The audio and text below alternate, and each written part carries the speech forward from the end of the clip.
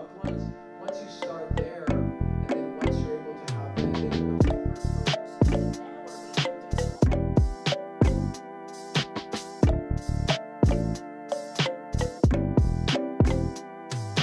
It doesn't matter how much they pay you. Matt is hosting the talk. Everybody. All right. Come on out, everybody. Woo! Welcome. We got the Wilking sisters, Melanie and Miranda, Saxon Charbonneau and Kristen Hancher. Happy Super Saturday, everybody. Yeah, there we go. Wait, you know why it's Super Saturday? Why? Well, that too, but because you're here and because it's 420. So here we go. All right, I'm going to let each and every one of you introduce yourselves, who you are. So I'll start with these lovely young ladies. So you guys go first. Hello, my name is Miranda Wilking. Hi, I'm Melanie Wilking. We're the Wilking sisters. Hi, I'm Saxon Charbonneau. Hey guys, I'm Kristen Hancher. And I'm Matt Dugan. Hello, hello. So welcome to our panel. Today we're going to be talking about working with brands from an influencer standpoint. So that includes getting an ROI back from a brand standpoint and getting the intake from the influencer, the 411, right? Exactly. They're like, wait, no, we didn't talk about this. Okay, so I have a list of questions. We're going to roll down them. And first, I think it's important, we're just going to go down the line, so everyone should have a mic, right? Let's first start by talking about how each and every one of you got into the business. So I'll have you two start first. Okay, well, so we're originally from Michigan, and I moved out here about almost 4 years ago now, and for Melanie, 3. And we've been dancing since we were 2 years old in every style and trained at a dance studio back home. And we thought, it's time to make the big move. So we moved out of here and we ran into TikTok and we, started to do some like dance videos and everything and brand ourselves as a duo. And it's perfect because we're sisters and really like each other. So yeah, we started to do that and we teach dance and post on Instagram, YouTube, all of that, and we backup dance, so definitely keeping busy. And yeah, do you have anything to add? Yeah, hello. I'll just add that on TikTok there's a feature called The Feature, and so we kind of kept getting featured, and that's how we blew up, I guess.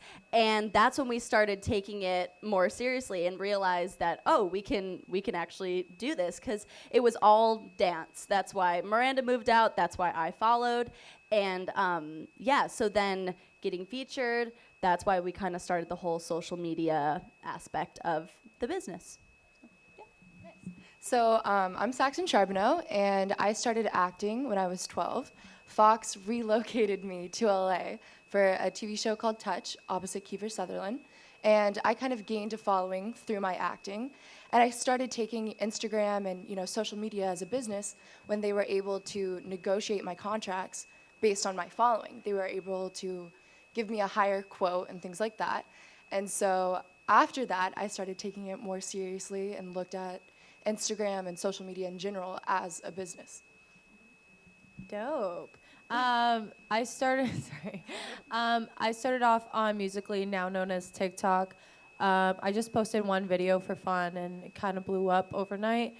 And then I kind of took it and ran with it. I continued to post.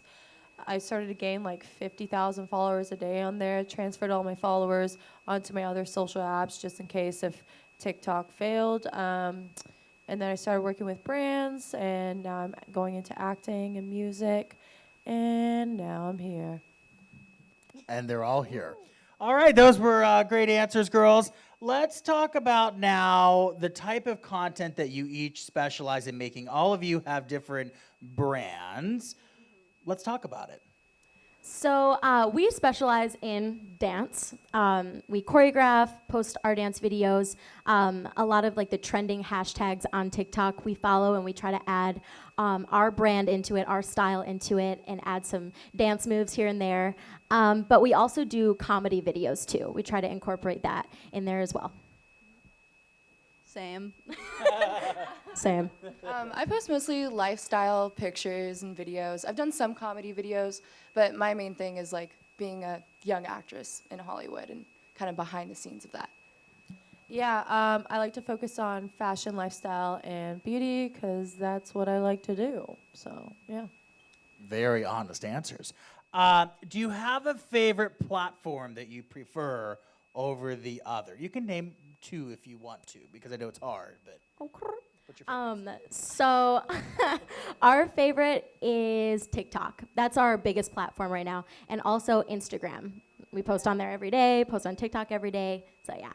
Yeah, I think that's same again.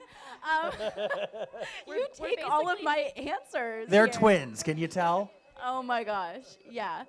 But yeah, I feel like TikTok and Instagram are a little bit different for us, though. On TikTok, it's a little bit more lighthearted, dance, funny, all of that, and then Instagram is a little bit more serious, pictures, angles. No, I'm joking, but kind of like that, I guess. Yeah, find your light. Just find your light. Yeah, my favorite is Instagram. I think it's the easiest to use, and that's my biggest platform. So Instagram's definitely my favorite.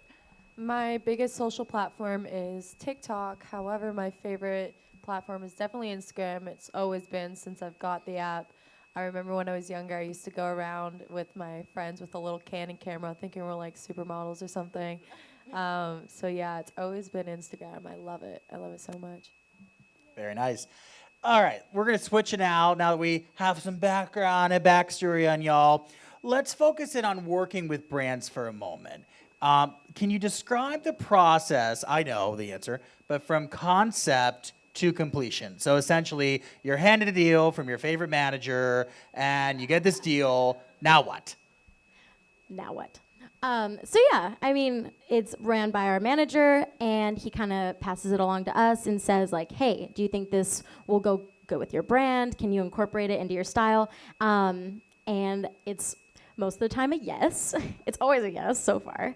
And yeah, if it's clothes, we'll wear the clothes and we'll do a little dance video and say like, "Hey, we can move and dance in these clothes nice," and yeah.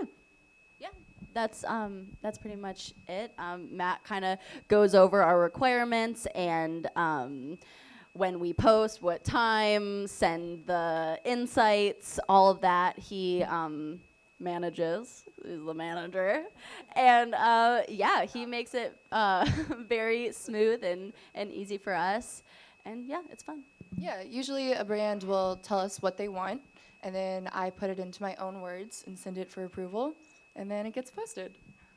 Usually when dealing with a social media influencer, you go through the manager, and then the manager, he approves the deal and works out a budget that's suitable for your engagement and demographic, and then he'll approve it by me, make sure it's on brand for me, it's something I would like to do, and I can have my own creative outlook on it, and then you go for it. I love the honesty. Now, because this is a no BS, no fluff sort of conversation, we're going to get real here on this next one. Brands in the past have been burned at times from working with influencers. Not you girls, of course, but it's happened. What is something that you could share to sort of help shave that fear off of them, or the fear of in general, like the uncertainty? What would you give for that?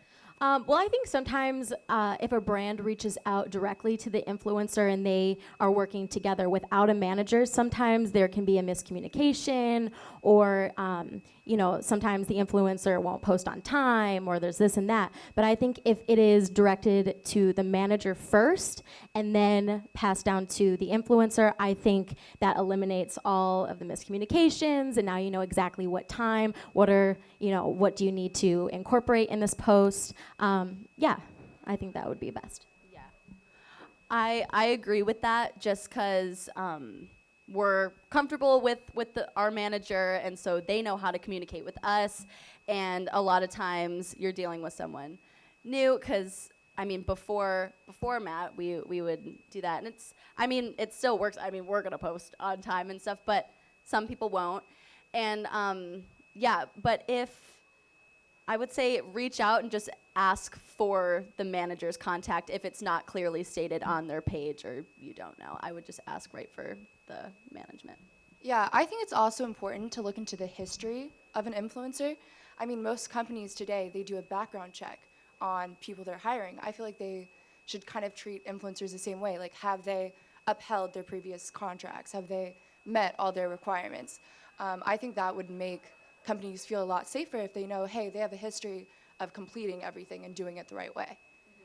I feel like there's a lot of ways brands can be burned from an influencer and vice versa as well. But I think the number one way they can kind of get screwed over is expecting a certain outcome from this brand post and just not receiving it. So you really need to look into their insights, their demographic, their engagement. It doesn't matter if they have 50 million followers, if they're getting 20,000 likes. You really need to look at the engagement. How many likes are they getting per photo? What kind of photos / videos / content is doing the best for them?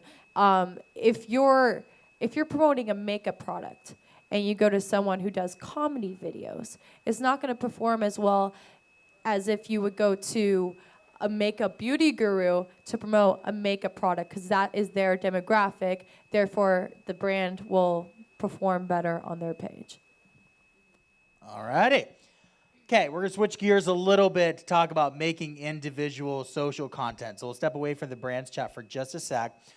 What does it take to make a single Instagram post, whether that's branded or unbranded? What is that process like? For us, I mean, we post on Instagram, social media in general, every day. So it's just kind of part of our everyday, job. But yeah, I mean, we'll find a great location if we're at a dance gig or something like that, or we'll post a dance video. But yeah, I mean, it's great having us together because we got a personal photographer, on side. But yeah, just doing that. I know some people like to do photo shoots and stuff like that, and we love to do that too. But a lot of times if we're going somewhere, like right after this, we'll probably go and take some pictures and just have it, in our little folders that we have something to post. Yeah, that's pretty much it. Yeah, what I love about Instagram is you can portray yourself however you wanna. So to post like a single post, you have to get an idea in your head of like what you want to portray. You have to like do your makeup, pick out your outfit, and then edit it afterwards. 100%. I feel like you always need an idea for a post before you go with it, kind of like a vision. Ooh. And then there's a whole process. So for me, I'm a perfectionist, so I take about 1 million fucking different photos. Sorry for my language. And then I go through the editing process and then filter it up. It's a long process, but in the end, it is worth it because it's your brand and you want to portray yourself as the best person you can be. So I think it's worth it. And how many hours on average does it take to make that single Instagram photo? I don't think it takes too long for us. Yeah, I mean, maybe tops like a half hour, I guess. I don't know. It doesn't take us that long at all. Yeah, I mean, a lot of influencers will do like nice aesthetic, whatever, and that looks amazing. And I have tried that and can't. I don't know how to do it. It just never works. So I feel like I don't edit the filter that much. So yeah, not really great. But if we are posting like a dance video, I mean, we have the rehearsals and everything, so maybe like an hour or so. But yeah, we've been choreographing together since we were babies, so we're used to it. So usually it's a pretty quick process. Yeah, for me it depends on what I'm posting. Like, am I posting something fun with friends or am I doing a brand deal? Obviously, if I'm doing something that has some requirements, I'm going to take longer. If I'm at a movie premiere, that photo is going to take longer. I want to make sure I tag everything right and get the editing right and make sure my skin looks good, So for me, it can take anywhere between 15 minutes to 2 hours. Also, yeah, depending on the post, since I am a beauty, fashion, lifestyle influencer, I choose my outfits accordingly. My makeup needs to be on point, and everything needs to look a certain way for me. So if we're talking like I wake up out of bed, just like need to get ready for this brand deal or whatever it is, and do my makeup, pick out my outfit, take the photos, choose the photos, edit them, filter them up, and then pose, probably around 2 hours. Yeah. Yeah, sounds like a long checklist. Yeah, and Yeah. Nah.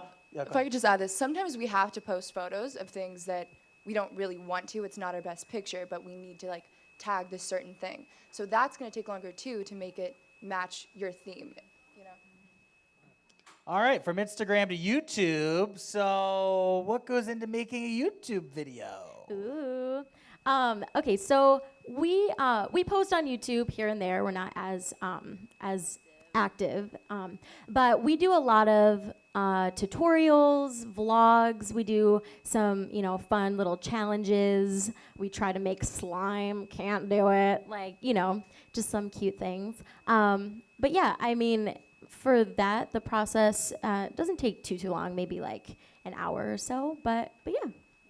I think the filming process, but if we're doing a vlog, that could be a whole day because you're doing everything, or even a whole weekend, or if we're doing something over a course of a few days.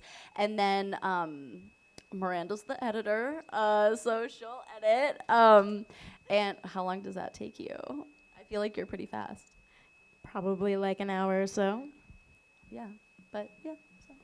Yeah, I don't post on YouTube much, but I've been trying to launch my little brother's YouTube career. It takes a lot more than you would expect. Like, it can take 4 to 5 hours to film something and come up with an idea.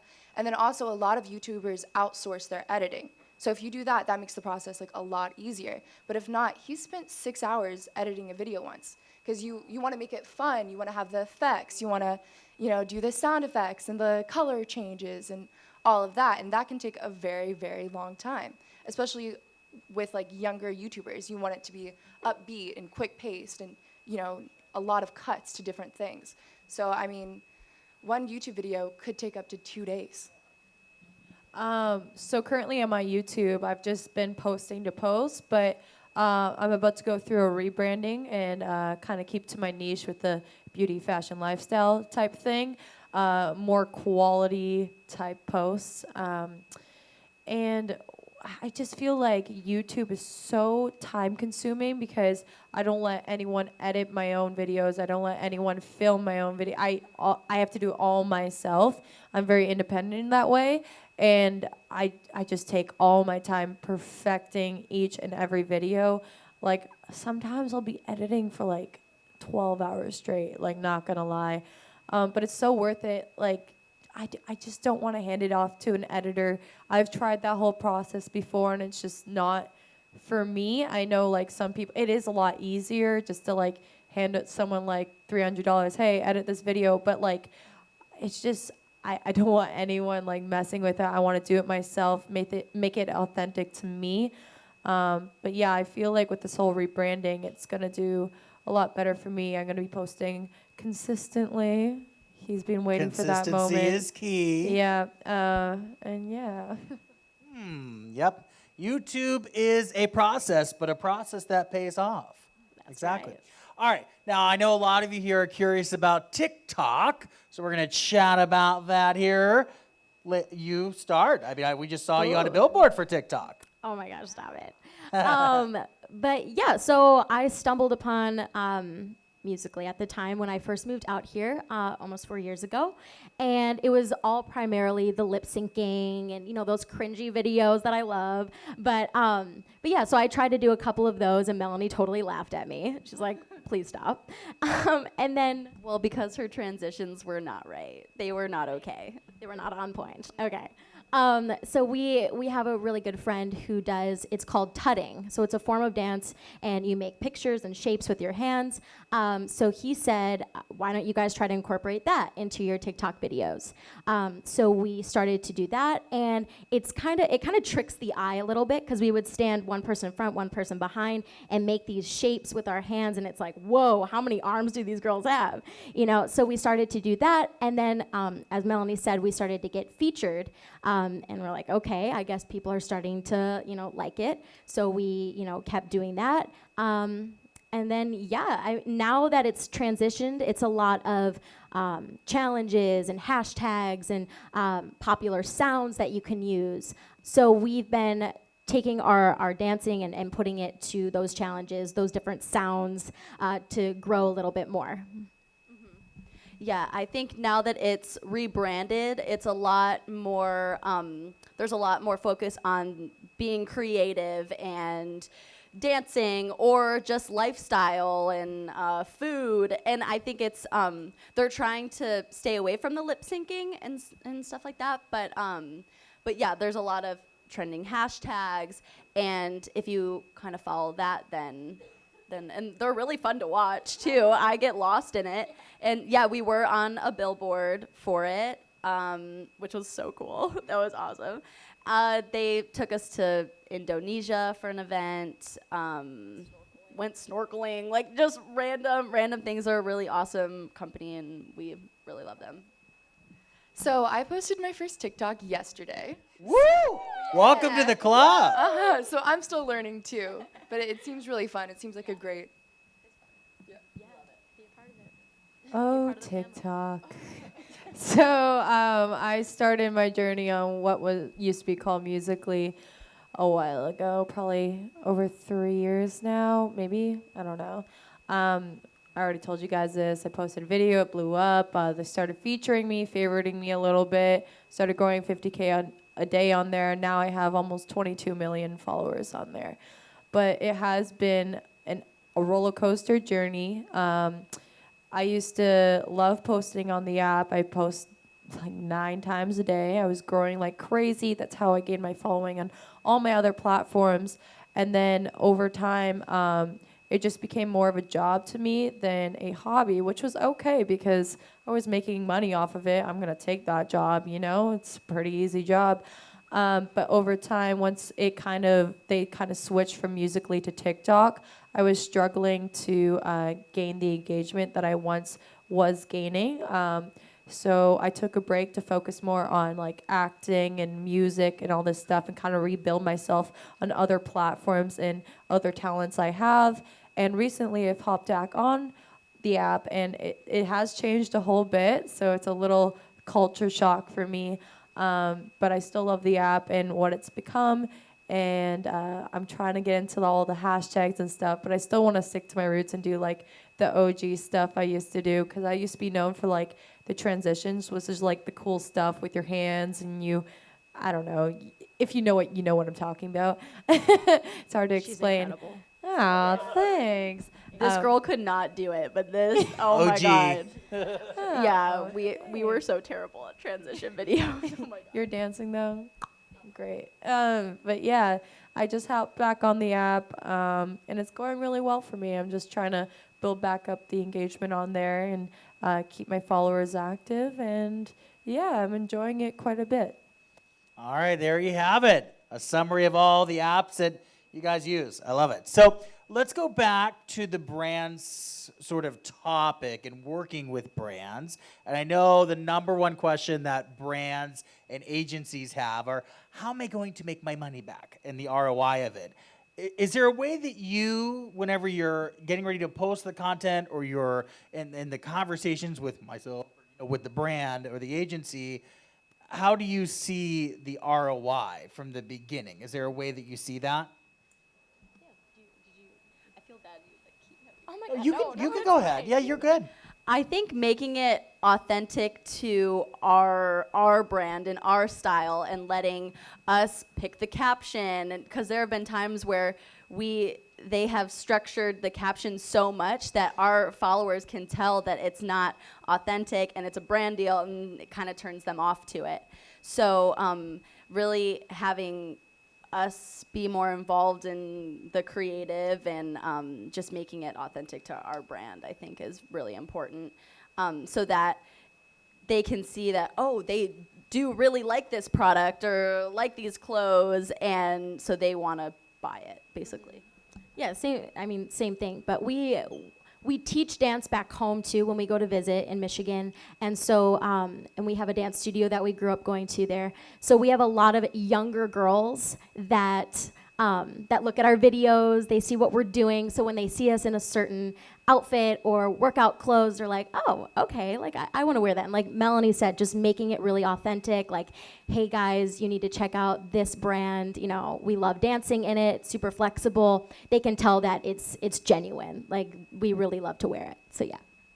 Yeah, I totally agree with that. Your audience doesn't want to go on your Instagram and see ads. They want to feel like you really do love this product and you're sharing it with them. That's something really important. Also, something that's in the brand's favor is that compared to more traditional ways of marketing, someone can go back on your Instagram a year ago and see a post that you did for a brand a year ago and come in through your door today. That doesn't really happen with traditional marketing, billboards, commercials, things like that. Your post can be up for years, and it could help you years later. So I think that's something really cool about using Instagram and social media. I honestly feel like social media influencers are the new way of marketing. Televised commercials are becoming less and less popular because everything is done online now. Instead of watching TV, we watch Netflix. Instead of watching the news, we watch YouTube. You know, everything is being done online. And if you see from a couple years of, like from now, you could only imagine what it's going to be like. So I'm glad you guys are here hopping on the train as early as you can. As I said before, you can get demographics. So you can search the insights. You can search the exact age group that your influencer is hitting. You can search the gender. It's so specified, and it's great.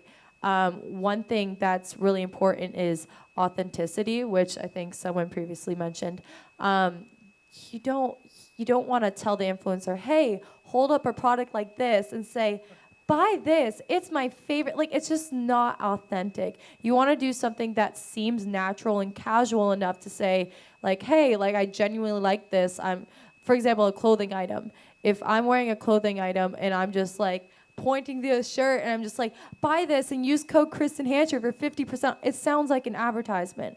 But if I'm wearing it and I'm just doing like a regular Instagram post and I tag your brand and just like caption it like obsessed, that's something I would post if I genuinely liked your brand. So going forward, reaching out to influencers, don't let them have full creative control, but let them have a take on it because they know what their followers are going to respond to.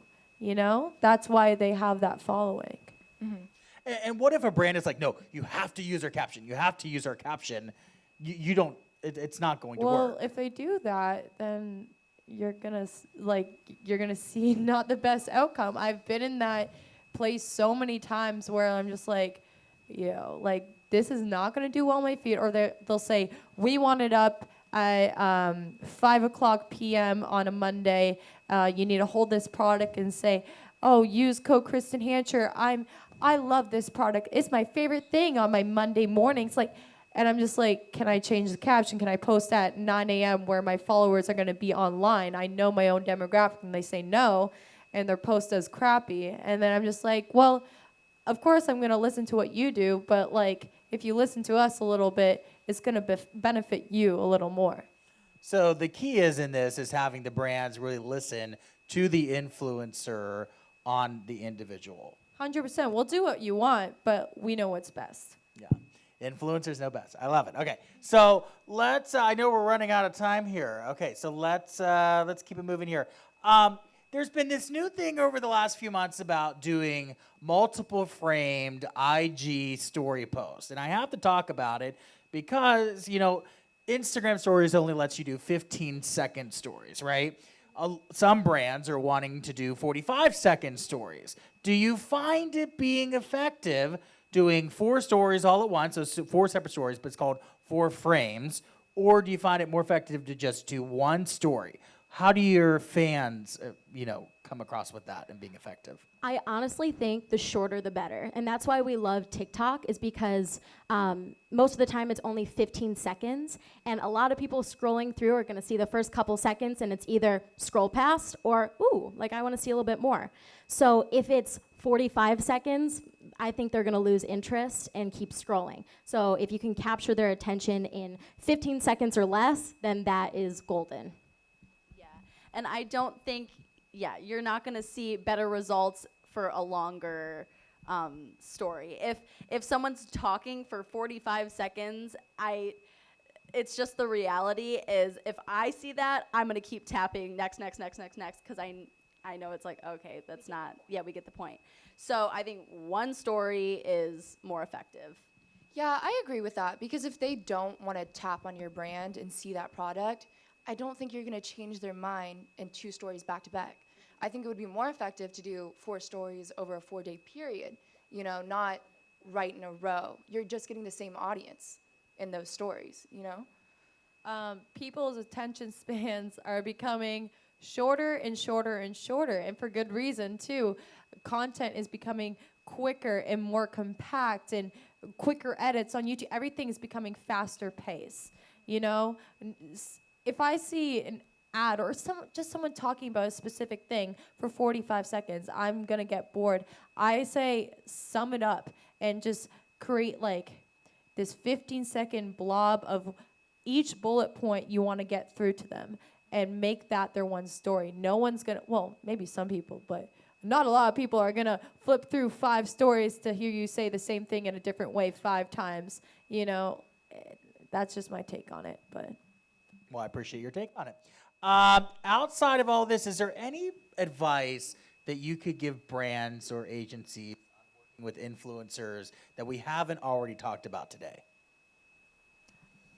I mean, I think just sticking to brands that that fit that influencer's brand. Not really. I don't really know how to say it, but for us, you know, activewear, shoes. We worked with Nike. They partnered with us on TikTok, so that was awesome. We could do a little cute dance video showing our shoes. But yeah, I think sticking to brands that fit the influencer's brand would be great. Yeah, pretty much the same thing. I think just doing your research on whoever you want to work with, basically. Yeah. Yeah, I agree with that. I think brands should really, really do their research on the influencer. You need to know their history and their history with brands and their growth rate and how the influencer is going to change and how that's going to affect your brand in the future by being associated with them, you know? I agree with what everyone was saying. Like, I'm a fashion, beauty, lifestyle, so if you have like a trip that, like, I do these brand trips all the time where I go out and I promote like this destination website or whatever, and it's great and I have a great time and it seems organic, or a clothing line or a makeup line or whatever in that vicinity. Also listen to the influencer, because they gain that following for something, and they know how to attract that audience and get them to be intrigued, you know? So it's just kind of it's just kind of a give and take, you know? We're working with you. No, we're not working against you. We want to do this together. Well, I appreciate you girls sharing that. I want to open up the floor for questions. I know we have a question over here, so go ahead. I think as creatives, it's really hard. You know, I was a creative myself, a designer before. It's really hard to understand how to price creative value. So when it comes to, you know, I work on recruiting influencers, and so we're interviewing them and understanding their value all the time. But like, as the influencer, I understand that it's hard to put a number on that. So how do you protect yourself against like or like unfair negotiators? And is there any benchmarks that you could share with like other people on like how to negotiate fairly and not to like abuse the creative spirit? Because I feel like that can butcher a good campaign. I think definitely just running it by our manager is the best way possible. Yeah, sometimes we don't know, you know, how much we should be getting for a certain job, so it's easy just to communicate with him, and he'll tell us. Yeah, I think it's about negotiating. Like, we have quotes. We have, you know, what we've made on in the past, and we have kind of those checkpoints for ourselves. And if the brand is willing to like give up certain things, like we can word it in our own words, or we can incorporate it in a video instead of making the post exactly about it. Those are negotiating points. Yeah. Just like everything else in like the community, there's an industry standard. For the amount, you don't really want to focus on the amount of followers, just mostly focus on the engagement, because that's actually how many people are paying attention and interacting with this person's post. But if you have 100,000 likes per photo, you're not going to want to say, hey, we're going to give you $1,000. Like, there is an industry standard, and obviously go through a manager for that, and he'll work things out for you guys. If you have any questions, you can go to him about like pricing and all that. And if you don't meet the standard for that specific platform, there's always smaller platforms. Like, for example, for me, I don't have as much followers on Snapchat, and on my Insta stories, not as many people see it as my wall posts. So if you still want to work with a certain influencer, but you don't have a budget for that main platform, you can always diverge into like Insta stories, Snapchat, Twitter, like the list goes on. Right. Absolutely. And also how long the post stays up. That's another negotiating point. You could have a post stay up for 2 days or 2 years or forever. Like, that kind of makes a difference in pricing as well. Yeah, and as managers, we sort of have this, there's a couple different sites that help us price out things effectively, and there's also some math that goes into it as well, and all of us managers kind of know each other in the space, so we know what others are getting, which kind of helps. And, you know, look, I'm the kind of guy where I keep it very fair too with, you know, the influencer and the brand. I get it. You have a certain budget, so, you know, kind of what Kristen was saying is, you know, we can kind of custom fit it to where your budget can be met, you know, because, you know, we want to try to find a way to work with you, but, you know, obviously there's, you know, certain guidelines we still have to follow. I'll take one more question because I know we're super out of time. Yes. What's the biggest challenge you guys face with growing your business, whether it's followers or making more money? What's the biggest challenge you face as a growing business? I think for us, it would be moving, like, time for sure. Because like I said, we teach dance, we back up dance and everything. And traveling, yeah. So we're constantly on the go. So finding time to make those videos, take those pictures. So that's why it's like if we're staying consistent, and that's why if we're on our way to a dance performance, it's like, okay, let's stop and take a picture, you know? So just to make it a little bit easier on ourselves. And also, I think followers on TikTok, that's our biggest platform. So trying to trickle some of the followers onto other social media platforms, I think, has been a little bit of a challenge. I think Instagram and social media in general is ongoing. Like, you don't just grow your followers and then you have them and you have that engagement. You have to work it to keep up with that engagement and keep up with, you know, people commenting. You have to comment back to them and things like that. So I think not only do you have to put time into it every day, you have to know what's trending and what's hot and what people want to see in order for you to not only just continue growing, but maintain what you have. I feel like there's two things for me personally. First of all, irrelevancy really scares me because this is my job, and it's kind of like going into the entertainment field. Nothing is permanent, and you have to work for your spot. And once you get to a certain level, it's like a roller coaster. You go up, up, up, and you're trying to stay up, but a lot of people go back down, and it's hard to keep at the top, you know? You have to work your ass off. You have to do stuff that no one else is doing. You have to keep consistent. You have to post new, interesting things while staying true to yourself and your brand. It's very difficult. Also, personal life. So when you have such a big following, you share your whole life with millions and millions of people, and everyone has a different opinion about it, and it sucks because you just want to live your life and be who you want to be and do what you want, but everyone has a say in it, and it sucks, but it's also kind of great because I wouldn't choose anything for a job other than this. I love it to death, but though that is one of the downfalls. Like, your relationships are public, your family is public, your friends are public, everything around you is public. And when you make a bad decision or a wrong decision, it's everywhere. I bet everyone in this room has made multiple bad decisions in your life, but your bad decisions aren't blasted to millions of people. And that's what sucks. Welcome to social media. There you go. All right. Well, thank you so much, everyone in the room. Oh, yes. A great question. Question number Wait. one. We got, okay. Go ahead. I think just looking at other creators. If you're passionate about acting, watch acting videos. If you're passionate about dance, simply watch dance videos. Just staying current and watching the people that you look up to, I feel like that definitely inspires us. We watch dancers all the time, and we're constantly learning from other people. So yeah, just watching those people.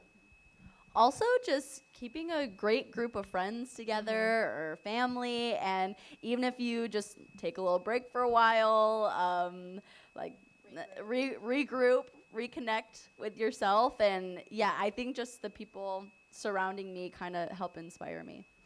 Yeah, I think it's a mindset. I think if you set out and you're like, I'm going to do something different today, I'm going to find something that inspires me, I'm going to do it, then you'll do it. You know, you can get down social media, you know, there's beautiful girls and there's a lot of ways you can compare yourself or like choose to think like, oh, I'm just doing the same thing as everybody else. But if you make the decision to do something inspiring and to find something that inspires you, you're going to do it. There's so much content on the internet for you to find ideas. Like, you can do it if you choose to. I go through these phases where I'll like work for a month straight. Like I'll wake up at 6 a.m. and just like content all day and then go to sleep and wake up and content and editing and meetings and brand deals and this. And then I'll hit this nosedive. It's like a mental block where I just don't want to do anything. And I won't. And that's okay. I take like a 3-day, maybe even a week break where I just sit down and recollect, because I've noticed when I force myself to work, it doesn't work.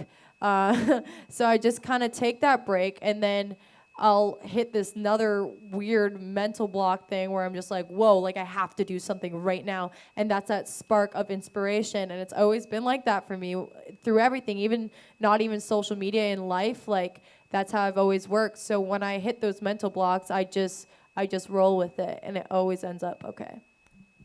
And sorry, really quick. And what I think is so great about social media today is there's literally something for everyone. So if you look on social media nowadays, it's not like, oh, you know, I can't do that. I can't do that. Like, no, literally anything goes. So if you feel passionate about something, just do it, because there's a whole group of people that would love that and would love to watch you do that. I feel inspired. And we have question number 2. And I would give it to all of you. Oh, that is a very, very good question. I think the number one gift I would want is just, not to sound cheesy or anything, but literally for just everybody to respect each other. This world is full of hate, and we don't need that. It's wasted energy, you know. I think we just need more positivity and just happiness in the world. And yeah, and I would give that gift to everyone. Hallelujah. World peace, basically. Speak. But I mean, real. That sounded wonderful. That'd be great. And also just we are so close with our family, and just for I don't know. To appreciate. I don't know. I feel like, oh, this is something. Miranda and I are siblings that actually get along and like each other and work with each other, and it's They're not normal. twins, actually. They're not twins. Oh yeah, we're not twins. I said that earlier. Correction. Yeah, we're not twins, okay? We're actually 2 years apart. But I think for siblings, just to realize that you have a built-in best friend, and you have someone that knows you, and just family, like get along with your family. That was so sweet. Yeah, that's so nice. I think I would choose wisdom. I feel like if everyone had more wisdom when we went into decision making and the choices that we're making and even who we are, if we could do all that from a place of, being wise and thoughtful and how we're affecting ourselves and the world, that would be great. World peace would also be nice. I feel like we're in those like beauty pageants. I know, right? I was gonna say time travel, and then I heard this. Yeah. Yes. Honestly, like dead honest, lifelong happiness, whatever that means to you, whether being happy is being rich or finding a loved one or your family being well, whatever happiness is, I would want lifelong happiness. And so far, it's been pretty lit, not gonna lie. And I would share that with all the people around me and I truly care about. I think we all deserve it. Also, telepathy would be lit, yeah. I think I'm gonna. Oh yeah, one more. Okay. 10-year-old Miranda, I would tell her just not to stress out too much. Life will go on. Everything happens for a reason. That's what we always say. So I would just say, you know what? Don't worry and stress yourself out too much because, things will happen. Oh, what about your 40-year-old self? Look My in the future. in the future. Woo! Would you like to go first? I don't really know. She's passing the baton. I think I would tell my past self, don't care what anyone thinks. I think as you get older, that just becomes something where you're always worried about what everyone else is gonna think, and or especially when you're like a teen or whatever, and just it's whatever, you do you. It's fine. And then my future self, just be happy and enjoy life and go on vacation. And I already know that we're always motivated. We always just keep on going. But I would definitely tell my older self just to don't let yourself get distracted by stupid things. Stay passionate about your career, and just go for it, girl. I think I would tell my younger self to focus. You know how you were saying, don't stress out about things? I feel like I would tell myself not to stress out about things that won't matter 10 years from now. And to be happy. And then I would rather get advice from my older self than give advice to my older self. I think I'm going to do what I think I should do. But I don't know. I would tell my younger self, things are going to be so much better for you, and, all those toxic people in your life are not going to be there anymore, so it's not going to matter. Just, they suck anyways. And you're going to be just fine, and you're going to be living your best life, so don't sweat it. Just relax. I would tell my future self, I don't know. I don't know. Hey. That's okay. How you doing? What's up? What's poppin', B? I don't know. Oh, okay. So I guess I gotta go. So the young 10-year-old, 15-year-old Matt Dugan. Be good. Listen to your parents, or don't listen. And follow your dreams. And then 40-year-old Matt Dugan. Good job for following your dreams. There we go. Nice.